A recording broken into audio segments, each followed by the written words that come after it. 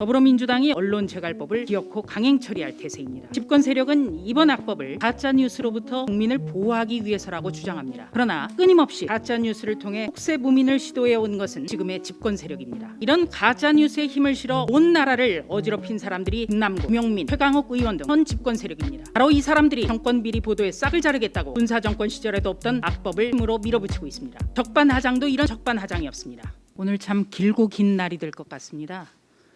며칠 전 법사위에서 바로 이런 말도 안 되는 이런 일이 있었는데요.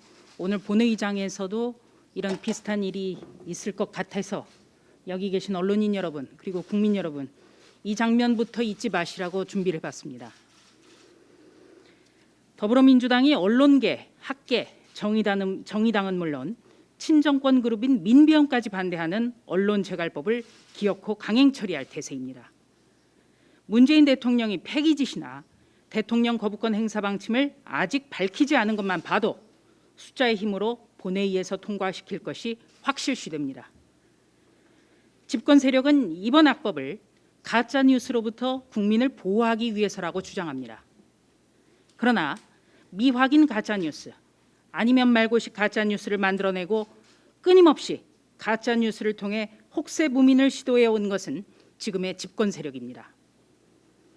지난 4월 서울시장 보궐선거 때 여권의 장외 총수 김어준은 자신이 진행하는 뉴스 공작에 익명의 제보자 5명을 출연시켜 생떼탕을 끓여댔습니다.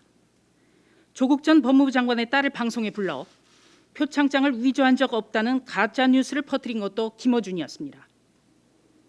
노무현 재단 이사장 유시민은 조국 전 장관 부인의 PC 빼돌기를 증거 보전이라고 주장했습니다. 검찰이 노무현 재단 계좌를 뒤졌다는 가짜 뉴스를 설파한 것도 유시민이었습니다. 이런 가짜 뉴스에 힘을 실어 온 나라를 어지럽힌 사람들이 김남국, 김용민, 최강욱 의원 등 현 집권 세력입니다.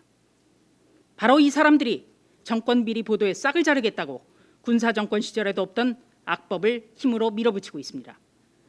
적반하장도 이런 적반하장이 없습니다.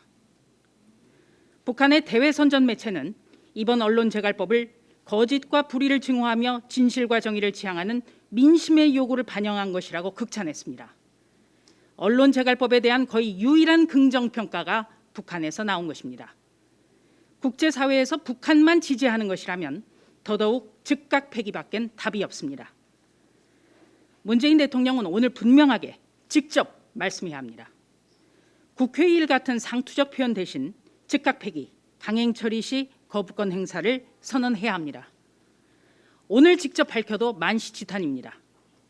만약 문 대통령이 오늘 또 침묵으로 버틴다면 퇴임 후 불리한 의혹, 언론 보도 자체를 덮어버리기 위해 여당 이중대와 짜고 치는 눈속임으로밖에 간주할 수 없습니다.